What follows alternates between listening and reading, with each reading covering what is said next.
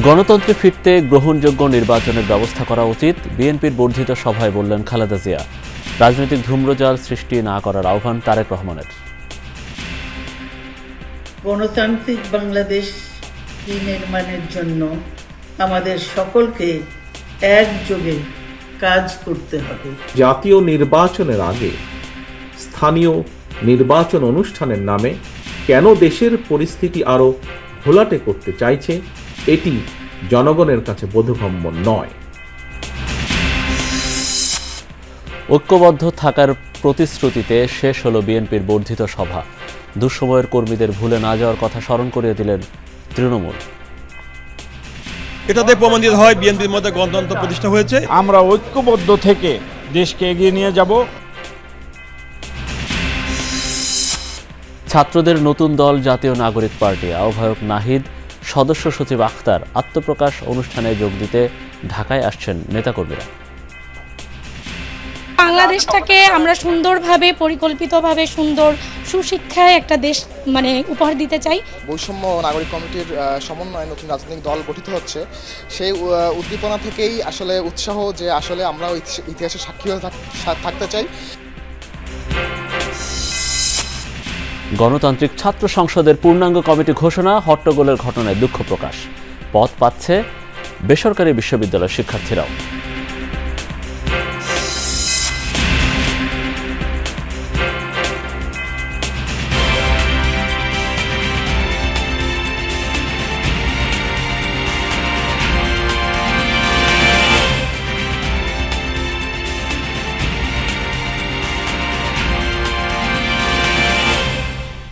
দর্শক, আপনাদের সবাইকে শুভেচ্ছা, আমন্ত্রণ যমুনা নিউজে।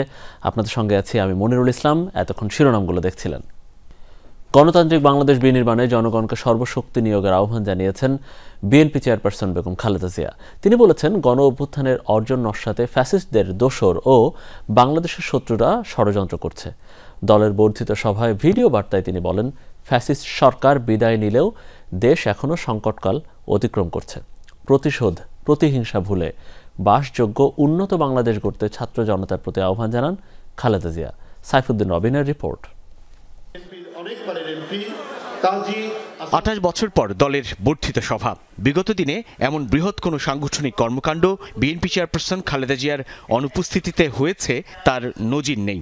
অসুস্থতার কারণে যুক্তরাজ্যে চিকিৎসাধীন খালেদা জিয়া অনেকটা চমকে দিলেন তৃণমূল থেকে কেন্দ্রের প্রায় ৪,০০০ নেতাকর্মীকে। আমি চিকিৎসার কারণে যুক্তরাজ্যে অবস্থান করলেও আমি সব সময় আপনাদের পাশেই আছি।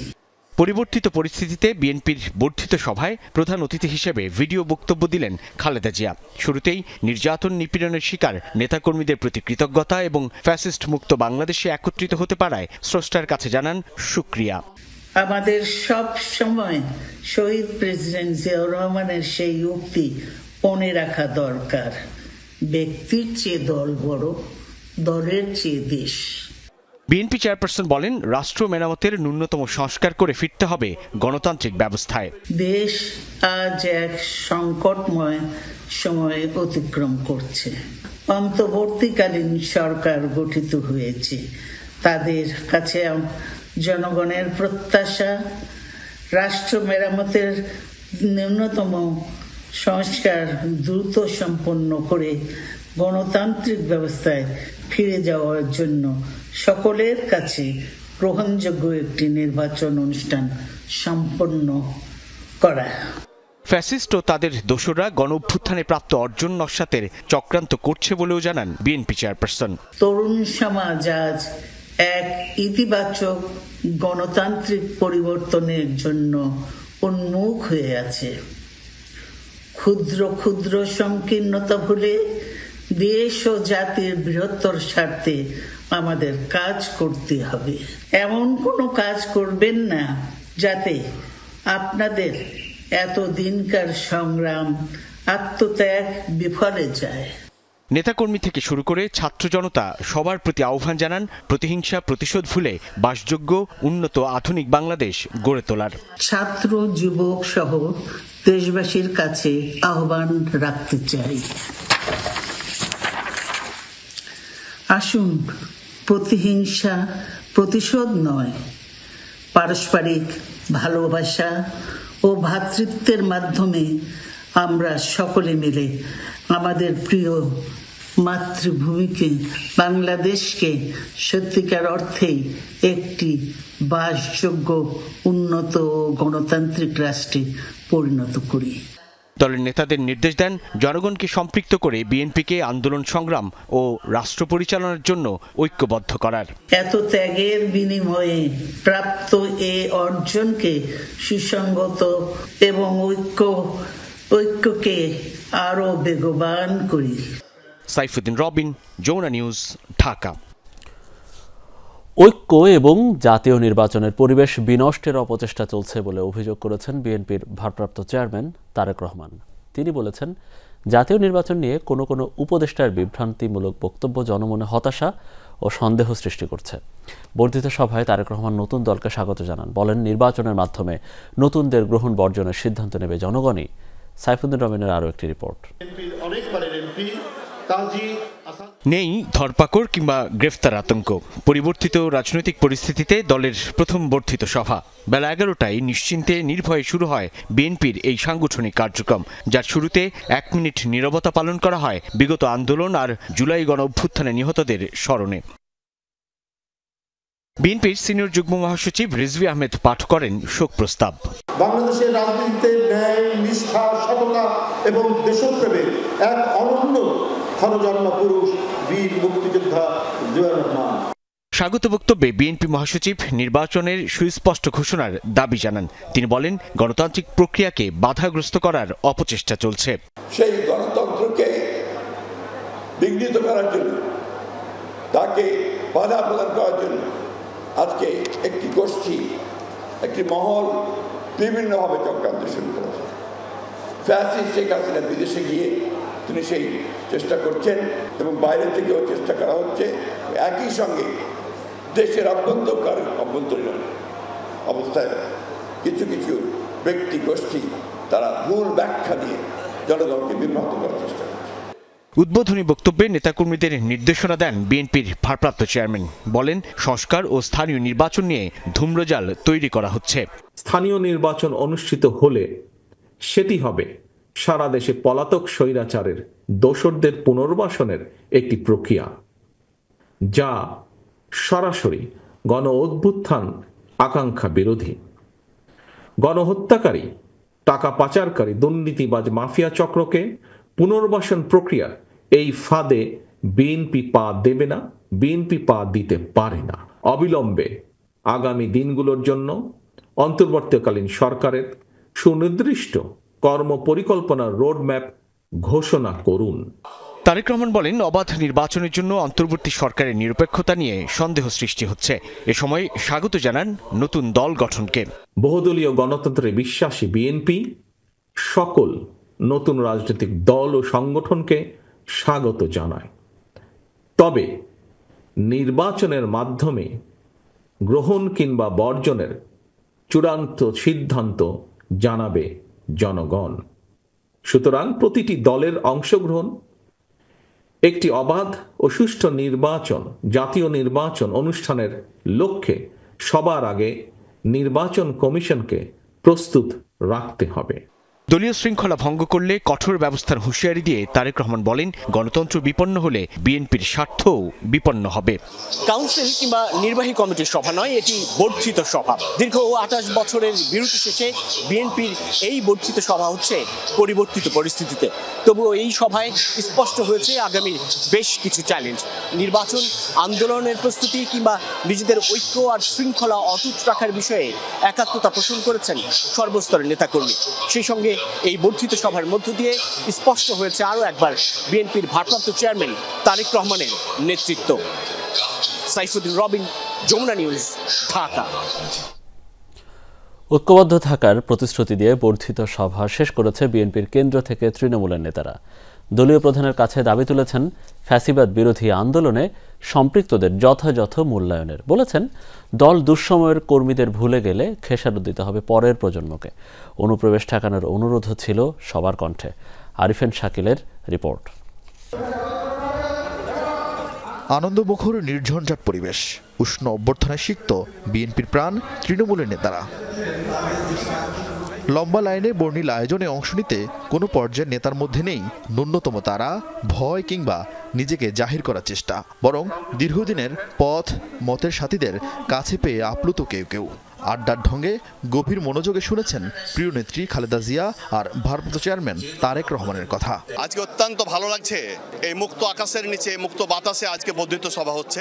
আমরা অত্যন্ত খুশি। এটাতে প্রমাণিত হয় বিএনপির মধ্যে গণতন্ত্র প্রতিষ্ঠা হয়েছে। ঐক্যবদ্ধভাবে একত্রিত হওয়ার জন্য আমাদের নেতা জননেতা তারেক রহমান নির্দেশ দিয়েছেন। আমরা ঐক্যবদ্ধ থেকে দেশকে এগিয়ে নিয়ে যাব। আসছে নির্বাচন কতটা চ্যালেঞ্জে ফেলবে বিএনপিকে? প্রার্থী চূড়ান্ত থেকে দেশ গঠনে কেমন নেতৃত্ব প্রয়োজন? বর্ধিত সভার দ্বিতীয় অধিবেশনে দলের শীর্ষ নেতাদের কাছে সেই বাস্তবতা তুলে ধরেন তৃণমূলের নেতারা। তুলে ধরেছেন দলের জন্য প্রয়োজনীয় তিক্ত সত্য, শুনিয়েছেন সম্ভাবনার কথা। আরও যেন কঠোর এবং সুশৃঙ্খলভাবে মানে দলটাকে পরিচালনার জন্য সাংগঠনিকভাবে সবাইকে আরো সতর্ক করেন। দলের যে বেসিক যে ভিত্তি, এই ভিত্তিটা আমাদের মজবুত হবে ছাত্র নেতাদের মূল্যায়নের মাধ্যমে। আমরা আন্দোলন সংগ্রামে যে সমস্ত নেতাকর্মীরা আমাদের আহত হয়েছে, নিহত হয়েছে, তাদের ব্যাপারে যাতে দল একটি ভালো সিদ্ধান্ত। আলোচনায় গুরুত্ব পায় তৃণমূল থেকে কেন্দ্রে দলীয় শৃঙ্খলা, অনুপ্রবেশকারী, আতাতকারী ও দীর্ঘদিনের নিষ্ক্রিয়দের ঠেকাতে একাট্টা বিএনপির বড় অংশের নেতারা। কোনো আউল ফাউল উল্টাপাল্টা ক্যান্ডিডেট যাতে নমিনেশন না পায়। তারা যে নেতৃত্ব গ্রামগঞ্জে দিচ্ছে, এটা আরো বেগবান করার জন্য। শৃঙ্খলা ভঙ্গের কারণে একটা সুনির্দিষ্ট আমাদের একটা দিক নির্দেশনা বিএনপি ভারপ্রাপ্ত চেয়ারম্যান দিয়েছেন। বিভিন্ন ইলেকশনে অংশগ্রহণ করেছেন, তাদেরকে যেন দলে আবার পুনরায় টাই দেওয়া না হয়। 2018 সালের মতো দলীয় প্রার্থী হিসাবে একাধিক ব্যক্তিকে এবার চিঠি না দেওয়ার পরামর্শ দেন কেউ কেউ। দীর্ঘদিন পর অনুষ্ঠিত হওয়া এই বর্ধিত সভার মাধ্যমে আগামী নির্বাচনের যাত্রা শুরু করল বিএনপি, যার লক্ষ্য আগামী নির্বাচনকে সামনে রেখে দলের কেন্দ্র থেকে তৃণমূল পর্যন্ত দলের নেতাকর্মীদের ঐক্যবদ্ধ করা। নেতারাও প্রতিশ্রুতি দিলেন আগামী সংসদ নির্বাচনে ধানের শীষের পক্ষে একাটা থাকার। আরিফুল শাকিল, যমুনা নিউজ, ঢাকা। নতুন রাজনৈতিক দলের নাম হচ্ছে জাতীয় নাগরিক পার্টি। আহ্বায়ক হচ্ছেন নাহিদ ইসলাম, সদস্য সচিব আখতার হোসেন এবং মুখ্য সমন্বয়ক নাসির উদ্দিন পাটোয়ারি। এছাড়া উত্তরাঞ্চলের মুখ্য সংগঠক সার্জিস আলম ও দক্ষিণাঞ্চলের মুখ্য সংগঠকের দায়িত্বে হাসনাত আবদুল্লাহ। যমুনা নিউজকে হাসনাত জানিয়েছেন, নতুন দলের প্রথম অগ্রাধিকার হবে দুর্নীতিমুক্ত দেশ গড়া। এ দলে নাগরিকের অধিকার নিশ্চিত করতে কাজ করা হবে, কেউ প্রজা থাকবে না। এদিকে মানিক মিয়া এভিনিউয়ে চলছে আত্মপ্রকাশ আয়োজনের ব্যাপক প্রস্তুতি। মানিক মিয়া এভিনিউতে চলছে ব্যারিকেড সহ স্টেজ প্রস্তুতির কাজ। ছাত্রদের এই জমায়েতে মেডিকেল টিম, ওয়াশরুম, পুলিশের বুথের পাশাপাশি থাকছে পানির ব্যবস্থা। একই সাথে ব্যাকস্টেজে নারীদের জন্য থাকবে আলাদা বসার ব্যবস্থা। নতুন দল জাতীয় নাগরিক পার্টির শীর্ষ অর্গানোগ্রাম চূড়ান্ত। আহ্বায়ক হচ্ছেন নাহিদ ইসলাম, সদস্য সচিব আখতার হোসেন, মুখ্য সমন্বয়ক নাসির উদ্দিন পাটোয়ারি, উত্তরাঞ্চলের মুখ্য সংগঠক সার্জিস আলম ও দক্ষিণাঞ্চলের মুখ্য সংগঠকের দায়িত্বে হাসনাত আবদুল্লাহ। এনসিপির পক্ষে আত্মপ্রকাশ আয়োজনের দাওয়াত পৌঁছে দিতে প্রধান উপদেষ্টার বাসভবনে যান প্রতিনিধিরা। এরপর বিএনপি ও জামায়াতে ইসলামীকেও দাওয়াত পৌঁছে দেওয়া হয়। আমরা কাউকে মেইলের মাধ্যমে, কাউকে আমরা হোয়াটসঅ্যাপের মাধ্যমে, কাউকে আমরা সরাসরি নিজেরা গিয়ে আমরা দাওয়াত করছি। প্রধান উপদেষ্টা অত্যন্ত আন্তরিকতার সাথে আমাদের দাওয়াত গ্রহণ করেছেন এবং তিনি আমাদের জন্য শুভেচ্ছা জানিয়েছেন। বলেছেন যে আগামীর বাংলাদেশে সকল রাজনৈতিক দল মিলেমিশেই আগামীর বাংলাদেশ বিনির্মাণ করবে এবং সকলে একসাথে যেন বাংলাদেশে কাজ করতে পারে, তিনি সেই পরিবেশ উপহার দিবেন। প্রস্তুতি নিয়ে হাসনাত আবদুল্লাহ জানান, নাগরিক সমাজ, বিশ্ববিদ্যালয়ের শিক্ষক, শহীদ ও আহত পরিবারের উল্লেখযোগ্য সদস্যদের দাওয়াত দেয়া হয়েছে।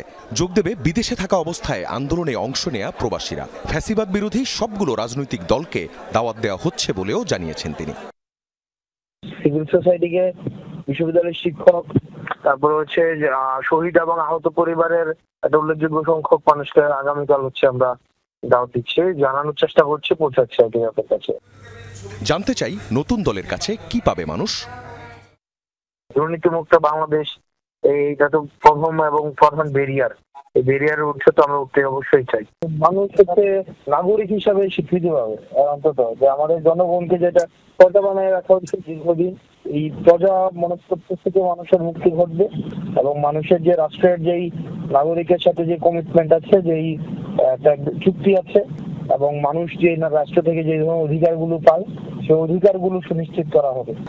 আসছে নির্বাচনে আহ্বায়ক কমিটির নেতৃত্বেই অংশ নেবে বৈষম্য বিরোধী ছাত্র আন্দোলন ও জাতীয় নাগরিক কমিটির সমন্বয়ে গঠিত নতুন রাজনৈতিক দল জাতীয় নাগরিক পার্টি।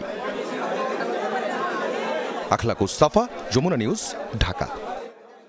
এদিকে নতুন দলের আত্মপ্রকাশ অনুষ্ঠানে বিএনপি চেয়ারপারসন খালেদা জিয়াকে আমন্ত্রণ জানিয়েছে জাতীয় নাগরিক পার্টি। রাতে বিএনপিকে আমন্ত্রণ জানাতে সংসদ ভবনের এলডি হলে দলটির বর্ধিত সভাস্থলে যান জাতীয় নাগরিক পার্টির 3 সদস্যের প্রতিনিধিরা। এ সময় বিএনপি মহাসচিব ভারপ্রাপ্ত চেয়ারম্যান সহ দলটির সকল কর্মীদের আগামীকালের আয়োজনে আমন্ত্রণ জানানো হয়েছে। এর পাশাপাশি শহীদ ও আহত পরিবারের সকলকেই আমন্ত্রণ জানানো হয়েছে বলে জানান হান্নান মাসুদ। বলের নতুন দলকে অভিনন্দন জানিয়েছেন বিএনপির ভারপ্রাপ্ত চেয়ারম্যান তারেক রহমান।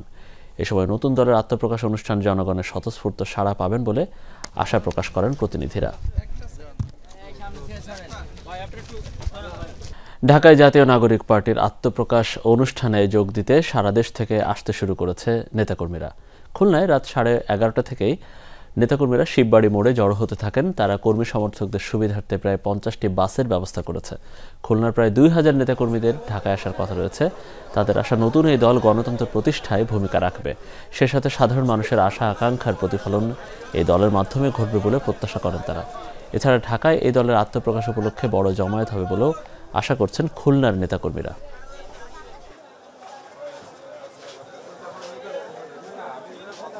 বাংলাদেশের মানুষরা এখন আস্থার জায়গার যেটা রাখছে, নতুন তারুণ্যের চোখে দেখতে চায়, ছাত্র সমাজের চোখে দেখতে চায়। তো এই দলটা আগামীকাল ঘোষণা হবে আমাদের, সেই আশায় আমরা আছি।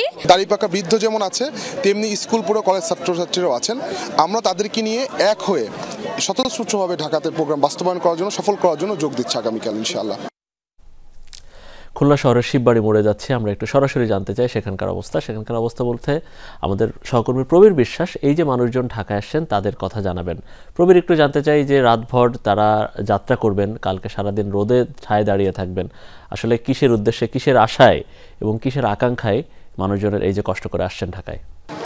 আগে দেখাই যারা রওনা দিচ্ছে তারা, আমাদের পিছনে গাড়ি রয়েছে এবং 30 থেকে 40টা গাড়ি আমরাও দেখেছি যে গাড়িতে করে নাগরিক নেতৃবৃন্দ একই সঙ্গে বৈষম্য বিরোধী ছাত্র আন্দোলনের নেতৃবৃন্দ তারা কিন্তু রওনা দেবে। এবং কিছুক্ষণ আগে 2-3টে গাড়ি যেগুলো যাত্রীরা ভরে গেছে সেগুলো কিন্তু রওনা দিয়েছে, আর বাকি গাড়িগুলো যেটাই ভরছে সেটা তারা রওনা দিচ্ছে, কখনো একটি কখনো দুটি, এবং এইভাবে ওরা হয়তো 1:30টার মধ্যে সব গাড়িগুলোই এখান থেকে রওনা দেবে।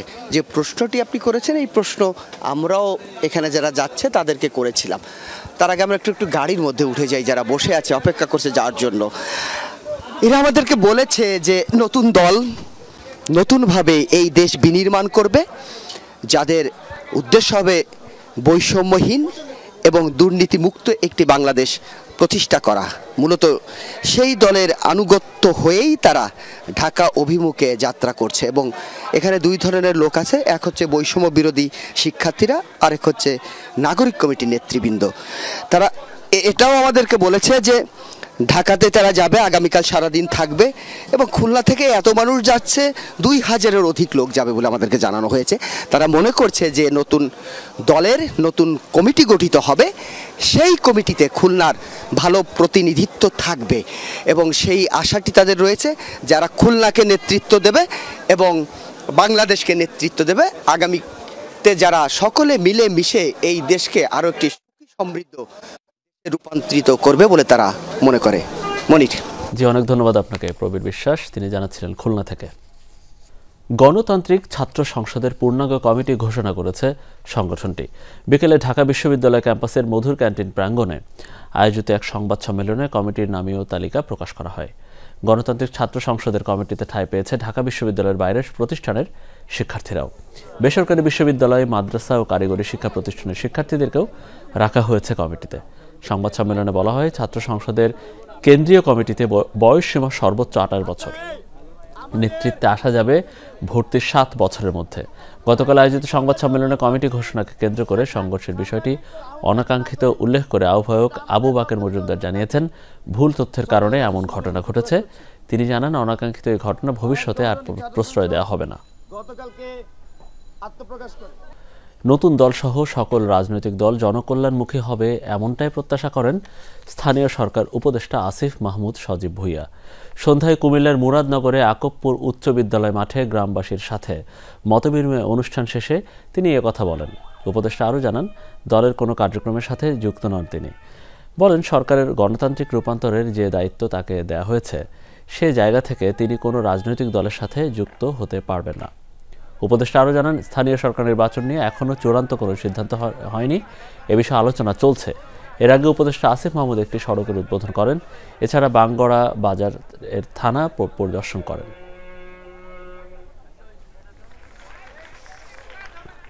আমি দলের কোনো কার্যক্রমের সাথে যুক্ত নই, কারণ আমি এখন সরকারের দায়িত্বে আছি। এই সরকারের ডেমোক্রেটিক ট্রানজিশনের যেই গণতান্ত্রিক রূপান্তরের যেই দায়িত্বটা আমাদের রয়েছে, সেই জায়গা থেকে আমরা কোনো রাজনৈতিক দলের সাথে যুক্ত থাকতে পারবো না।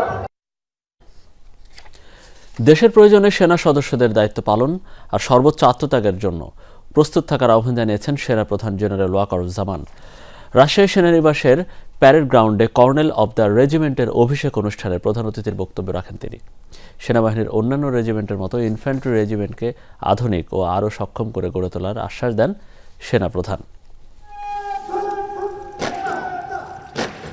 রাজশাহী সেনানিবাসের প্যারেড গ্রাউন্ড প্রচলিত সামরিক রীতি অনুযায়ী সেনাপ্রধানকে দেওয়া হয় গার্ড অফ অনার। পরে বাংলাদেশ ইনফ্যান্ট্রি রেজিমেন্টাল সেন্টারে ৭ম কর্নেল অব দি রেজিমেন্ট হিসেবে অভিষিক্ত হন জেনারেল ওয়াকারুজ্জামান। এ সময় সেনাবাহিনীকে আরও আধুনিক ও যুগোপযোগী করে গড়ে তোলার প্রত্যয় ব্যক্ত করেন সেনাপ্রধান। আধুনিক সমরাস্ত্র ও যন্ত্রাংশ সরবরাহে বাহিনীকে সুসজ্জিত করার কথা জানান তিনি। যুব উপযোগী ও আধুনিক প্রযুক্তির যে কোনো প্রয়োজনীয় যুদ্ধাস্ত্র এবং সরঞ্জাম যোগান দেওয়ার ব্যাপারে আমি সর্বদা সচেষ্ট থাকব। কর্নেল অব দি রেজিমেন্ট হিসাবে আমি বাংলাদেশ ইনফ্যান্ট্রি রেজিমেন্টের প্রত্যেকটি সদস্যকে পেশাদার ও সুপ্রশিক্ষিত হিসাবে গড়ে তুলতে সর্বদা বদ্ধপরিকর। প্রয়োজনে সর্বোচ্চ ত্যাগ স্বীকার করে দেশ রক্ষায় ভূমিকা রাখতে সেনা সদস্যদের প্রস্তুত থাকার আহ্বানও জানান সেনাপ্রধান। প্রতিটি সদস্য দেশের যে কোনো প্রয়োজনে স্বতঃস্ফূর্তভাবে দায়িত্ব পালন করবে এবং প্রয়োজনে নিজেদের জীবন উৎসর্গ করতে প্রস্তুত থাকবে। দুর্জয় দুরন্ত নির্ভীক এই মূলমন্ত্রে উজ্জীবিত এই রেজিমেন্টের উন্নয়ন ও পেশাগত দক্ষতা বৃদ্ধির আশ্বাস দেন তিনি। হুমায়ুন রশিদ, যমুনা নিউজ। প্রয়াত মেজর অবসরপ্রাপ্ত সিনহা মোহাম্মদ রাশেদ খান এর স্মরণে নির্মিত সিনহা স্মৃতিফলক উদ্বোধন করেছেন সেনাপ্রধান জেনারেল ওয়াকারুজ্জামান। বৃহস্পতিবার কক্সবাজার জেলার অন্তর্গত টেকনাফের বাহারছড়া ইউনিয়নের শামলাপুরে বিজিবি কক্সবাজার রিজিয়নের সার্বিক তত্ত্বাবধানে নির্মিত সিনহা স্মৃতিফলক উদ্বোধন করেন তিনি। উদ্বোধনী অনুষ্ঠানের প্রধান অতিথি তার বক্তব্যে শোক সন্তপ্ত পরিবারের প্রতি গভীর সমবেদনা জানান। সে সাথে ওই হত্যাকাণ্ডের সাথে জড়িতদের যথাযথ আইনি অনুযায়ী দ্রুত বিচার নিশ্চিতকল্পে সর্বপ্রকার সহযোগিতা প্রদানের অঙ্গীকার করেন। 2020 সালের 31 জুলাই মধ্যরাতে কক্সবাজার জেলার টেকনাফ উপজেলার বাহারছড়া ইউনিয়নের শামলাপুরে অবসরপ্রাপ্ত মেজর সিনহা মোহাম্মদ রাশেদ খান এপিবিএন চেকপোস্টে দায়িত্বরত পুলিশের গুলিতে নিহত হন।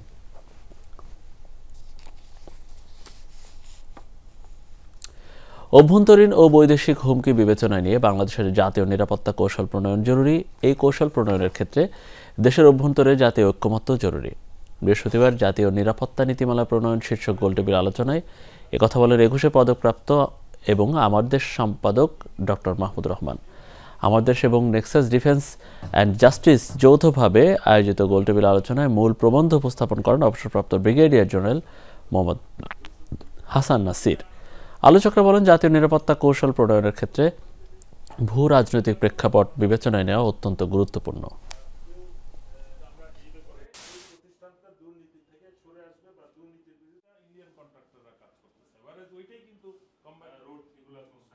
আমার মনে হয় যে বাংলাদেশের যে সিস্টেম অফ গভর্নমেন্ট, এটাকে পরিবর্তন না করে বাংলাদেশের কোনো রিফর্ম ফলপ্রসূ হবে না। এই ওয়েস্টমিনস্টার স্টাইল অফ গভর্নমেন্ট আমাদেরকে ফ্যাসিবাদ উপহার দিয়েছে এবং হাসিনা যে 3 বার ভুয়া নির্বাচন করে ক্ষমতায় টিকে থাকতে পারলো, এটা শুধুমাত্র ওয়েস্টমিনস্টার স্টাইল অফ গভর্নমেন্টের। রাজধানীর মিরপুর এলাকার সড়কে তল্লাশি চালাচ্ছে যৌথ বাহিনী।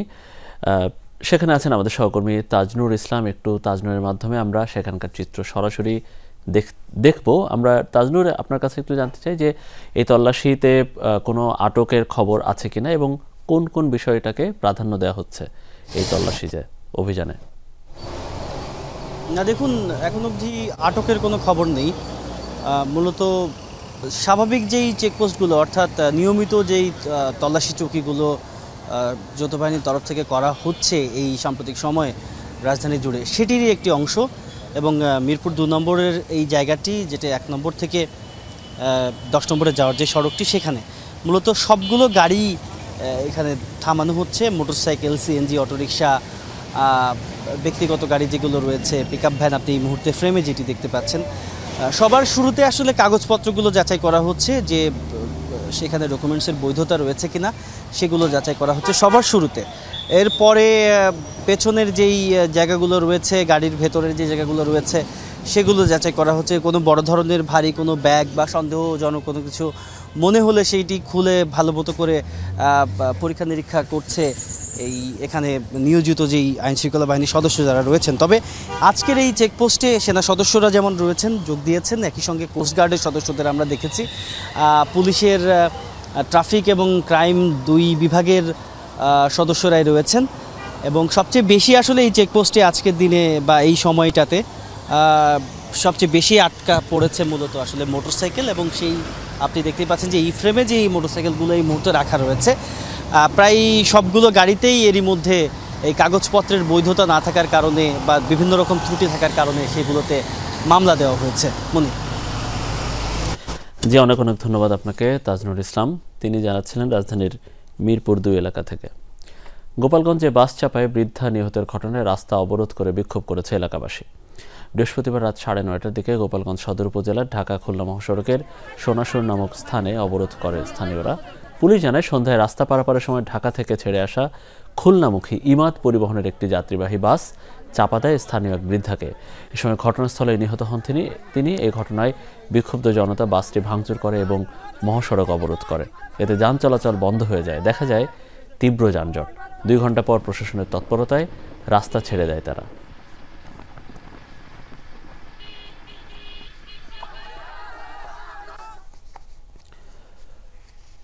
খুলনায় 1 সপ্তাহ ধরে নিখোঁজ যুবকের বস্তাবন্দি মরদেহ উদ্ধার করা হয়েছে।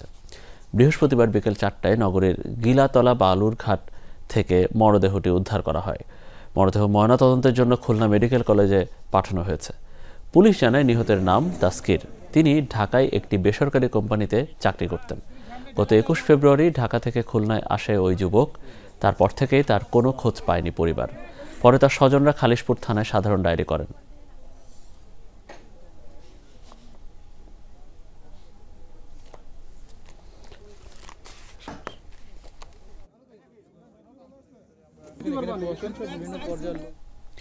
নারায়ণগঞ্জে এক নারীকে ধর্ষণের ঘটনায় 2 আসামিকে গ্রেফতার করেছে র্যাপিড অ্যাকশন ব্যাটালিয়ন। বৃহস্পতিবার ফতুল্লা ও গাজীপুরে অভিযান চালিয়ে মূল হোতা সহ 2 জনকে গ্রেফতার করা হয়। এর আগে গত 18 ফেব্রুয়ারি রাতে ফতুল্লার লামাপাড়া এলাকায় স্ত্রীর সঙ্গে দেখা গেলে স্বামীকে আটকে নির্যাতন করা কয়েকজন যুবক। এ সময় তারা নির্যাতনের ভিডিও ধারণ করে। পরে সেই ভিডিও ছড়িয়ে দেওয়া সহ স্বামীকে হত্যার হুমকি দিয়ে স্ত্রীকে দলবদ্ধভাবে ধর্ষণ করা হয়। পরদিন ওই নারী ফতুল্লা থানায় গিয়ে অভিযোগ করেন। গ্রেফতারকৃতদের বিরুদ্ধে পরবর্তী আইনি ব্যবস্থা প্রক্রিয়াধীন বলে জানিয়েছেন র্যাবের কর্মকর্তারা।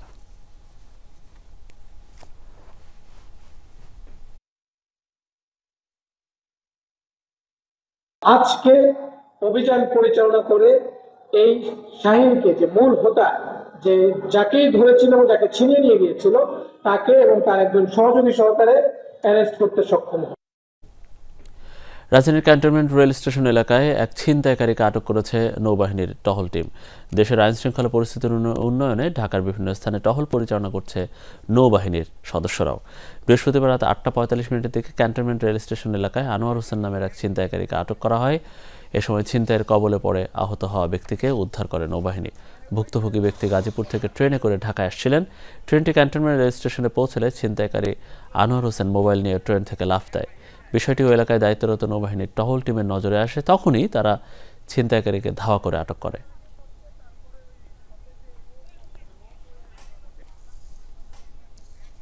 পার্বত্য চট্টগ্রাম চুক্তি বাস্তবায়নকে অগ্রাধিকার তালিকায় রাখার দাবিতে চট্টগ্রামে গণসংযোগ ও প্রচারপত্র বিলি করা হয়েছে। বৃহস্পতিবার সকালে নগরের চেরাগি মোড়ে এই কর্মসূচি পালিত হয়। বক্তারা বলেন, শান্তি চুক্তির এত বছর পার হয়ে গেলেও পাহাড়ে শান্তি আসেনি। ২৭ বছর ধরে এই চুক্তির মূল উপাদানগুলো অনেকাংশে অবাস্তবায়িত রয়ে গেছে, যা পার্বত্য চট্টগ্রামের পাহাড়ি আদিবাসী জনগণ এবং সারা দেশের নাগরিকদের অনিশ্চয়তার মধ্যে ফেলেছে। এই চুক্তির পূর্ণাঙ্গ ও যথাযথ বাস্তবায়ন শুধু পার্বত্য চট্টগ্রামের স্থায়ী শান্তি ও স্থিতিশীলতার জন্য নয়, বাংলাদেশের আদিবাসীদের মর্যাদা ও অধিকার রক্ষার জন্য অপরিহার্য।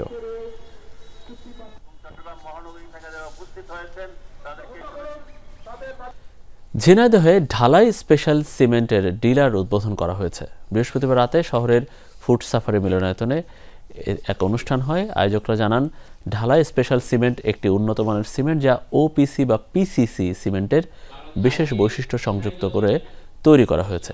এটা দ্রুত দৃঢ়তা অর্জন করে এবং দীর্ঘমেয়াদে স্থাপনার দায়িত্ব নিশ্চিত করে। অনুষ্ঠানে উপস্থিত ছিলেন এমজিআইয়ের senior GM assistant general manager ও সিমেন্টের ডিলার মেসার্স জেএস এন্টারপ্রাইজের স্বত্বাধিকারী সহ অন্যরা।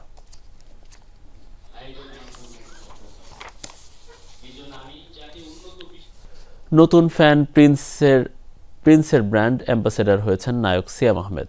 এই উপলক্ষে প্রিন্স টেক ইন্ডাস্ট্রিজের প্রধান কার্যালয়ের কোম্পানির ম্যানেজিং পার্টনার ওমর বিন আজিজ বেগ ও নায়ক সিয়াম আহমেদের মধ্যে চুক্তি স্বাক্ষরিত হয়। আয়োজকরা জানান, জনগণের চাহিদার উপর ভিত্তি করে প্রিন্স টেক ইন্ডাস্ট্রিজ বাজারে এনেছে ceiling fan, rechargeable fan, high speed fan এবং নেট ফ্যান। আসন্ন গরমে প্রিন্স ফ্যান জনসাধারণের মাঝে প্রশান্তির হাওয়া বয়ে আনবে বলে প্রত্যাশা আয়োজকদের।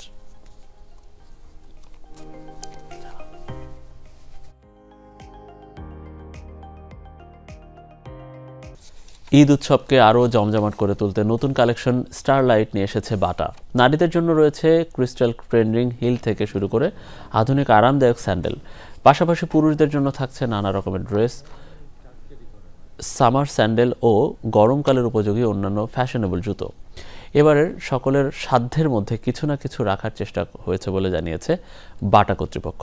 বাটা রেড লেভেল, Bata comfit power, North Star, Weinbrenner, Bubblegummers, Hush Puppies এবং সোল ব্র্যান্ডের আইকনিক ঈদ কালেকশনের সাথে এই ঈদের সেরা মান ও স্টাইলের কথা জানিয়েছে বাটা কর্তৃপক্ষ। অনুষ্ঠিত হলো নবম বাংলাদেশ ইন্টারন্যাশনাল ইয়ুথ অ্যাওয়ার্ডস 2025। বিকেলে বিজনেস জিনিয়াস বাংলাদেশের আয়োজনে এবং উত্তরা ইউনিভার্সিটির পৃষ্ঠপোষকতায় অনুষ্ঠিত হয় এই আয়োজন। উত্তরা ইউনিভার্সিটির স্থায়ী ক্যাম্পাসে অনুষ্ঠিত ইভেন্টে প্রধান অতিথি হিসেবে উপস্থিত ছিলেন ইউনিভার্সিটির উপাচার্য প্রফেসর ডক্টর ইয়াসমিন আরালেখা। সমাপনী অনুষ্ঠানে প্রধান অতিথি ছিলেন ডেকো ফুডস লিমিটেডের সিইও একেএম জাবেদ। দিনব্যাপী আয়োজনে বিতর্ক, public speaking, video resume, business idea presentation সহ বিভিন্ন প্রতিযোগিতা অনুষ্ঠিত হয়। আমার মতো স্টুডেন্টরা তারা তাদের স্কিল ডেভেলপমেন্টের জন্য এখানে মূলত আমাদের এই ফাংশনটা করা, ওরা এখানে এসেছে। এখানে আমি অলরেডি সিভি ড্রপ করেছি এবং আগামীতে ক্যারিয়ার ডেভেলপমেন্ট অ্যান্ড স্কিল সম্পর্কে আমি অনেক কিছু জানতেও পেরেছি। কমিউনিকেশন স্কিল, তারপর নেটওয়ার্কিং স্কিল। তারপর আমি এই প্রোগ্রামে এসে দেখছি যে বিভিন্ন গ্রুপ অফ কোম্পানির জেনারেল ম্যানেজার, তারপর বিভিন্ন পদে বড় বড় পদে যারা আছে তাদের সাথে আমি মিট আপ করতে পারছি। গাজীপুরের গজারিয়ায় আশার আলো বিদ্যানিকেতনের বার্ষিক ক্রীড়া প্রতিযোগিতা ও পুরস্কার বিতরণী অনুষ্ঠিত হয়েছে। এতে প্রধান অতিথি হিসেবে উপস্থিত ছিলেন গাজীপুর মহানগর বিএনপির সভাপতি শওকত হোসেন সরকার। উদ্বোধক হিসেবে উপস্থিত ছিলেন রয়্যাল গ্রুপের এমডি রায়হান আহমেদ হৃদয়। পুরস্কার বিতরণী অনুষ্ঠানে রায়হান আহমেদ হৃদয় বলেন, সুস্থ দেহ ও সতেজ মন ধরে রাখতে খেলাধুলা ও শারীরিক পরিশ্রমের কোনো বিকল্প নেই। পরস্পরের প্রতি শ্রদ্ধাশীল ও মূল্যবোধ সম্পন্ন মানুষ হওয়ার গুণগুলো খেলাধুলা এবং সাংস্কৃতিক কর্মকাণ্ডের মাধ্যমে অর্জন করা যায়।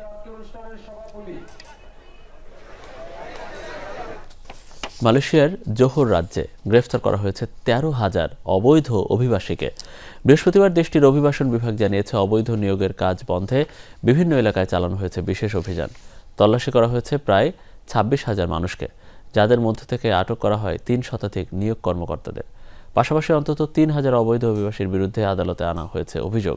প্রায় 6,000 অবৈধ অভিবাসীকে এরই মাঝে আকাশ, স্থল ও সমুদ্র পথে পাঠানো হয়েছে নিজের দেশে। বাহরাইনে বাংলাদেশ দূতাবাসের নবনিযুক্ত রাষ্ট্রদূত মোহাম্মদ রইস হাসান সারোয়ারের সাথে সৌজন্য সাক্ষাৎ ও মতবিনিময় করেছে বাংলাদেশ বিজনেস ফোরাম বাহরাইন। বৃহস্পতিবার স্থানীয় সময় সকাল 11টায় হয় এই বৈঠক। এ সময় উপস্থিত ছিলেন সংগঠনটির সভাপতি আইনুল হক। এছাড়াও ছিলেন উপদেষ্টা গিয়াসউদ্দিন মিয়াজি, সাধারণ সম্পাদক মোহাম্মদ জসিমউদ্দিন, মঙ্গল আহমেদ ও আক্তারুজ্জামান সরকার সহ সংগঠনের অন্য কর্মকর্তারা। রাষ্ট্রদূতের সাথে উপস্থিত ছিলেন দূতাবাস প্রধান একে মহিউদ্দিন কায়েস, দূতাবাসের প্রথম সচিব মোহাম্মদ ইলিয়াসুর রহমান, শ্রম সচিব মাহফুজুর রহমান।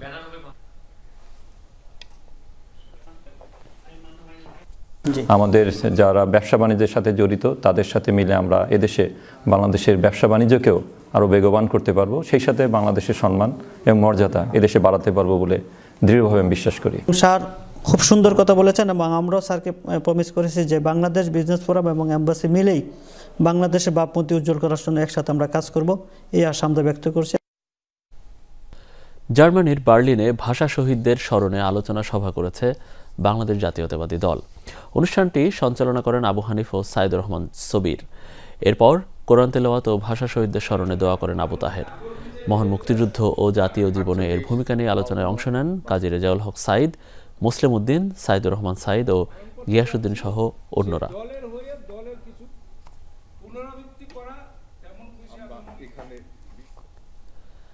ওমানে বাংলাদেশি প্রবাসী সহ স্থানীয় বহু ভোজন রসিকদের কাছে পছন্দের এক রেস্টুরেন্টের নাম মাস্কাটে অবস্থিত শাকিলি আল বোখারি।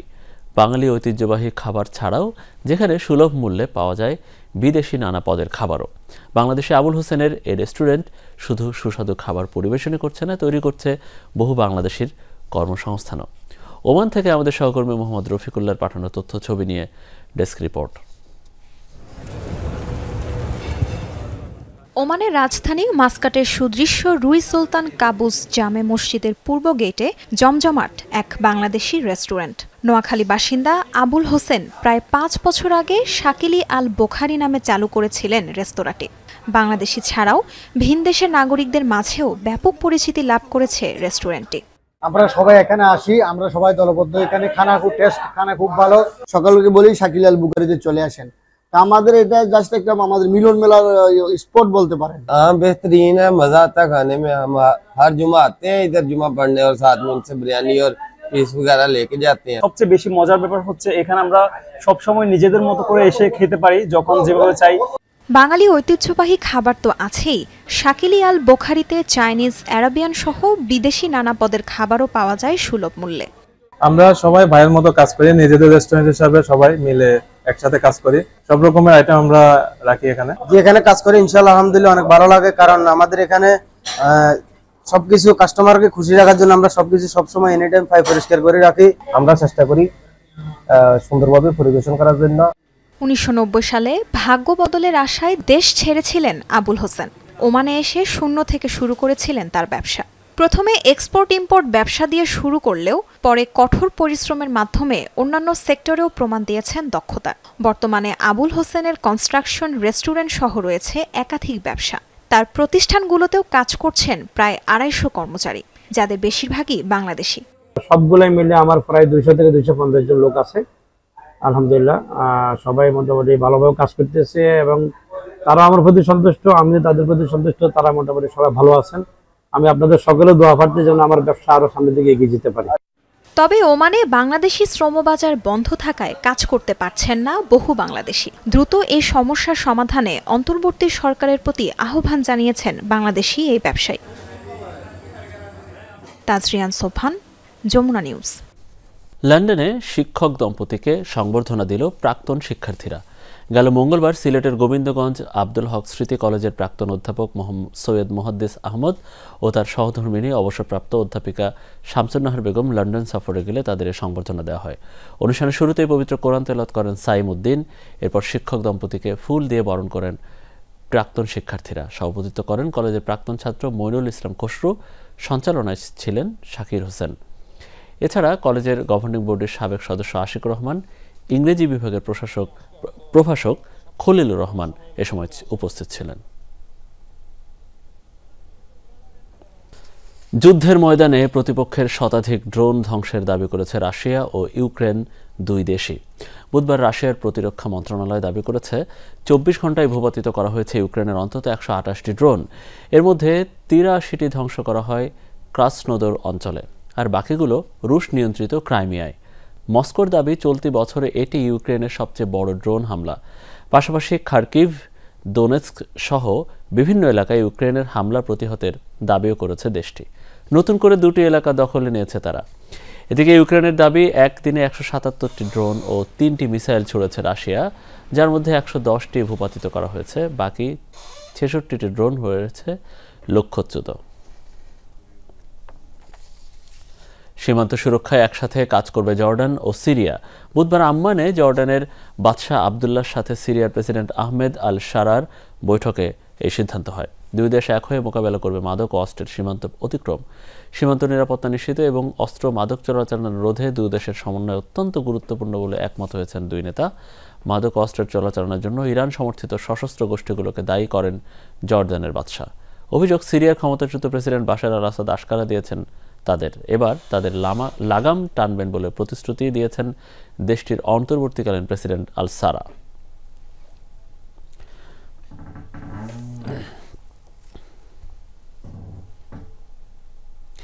দর্শকের এই ছিল আমাদের যমুনা নিউজের এখনকার আয়োজনে। এতক্ষণ আমাদের সাথে থাকার জন্য আপনাদের সবাইকে অনেক অনেক ধন্যবাদ।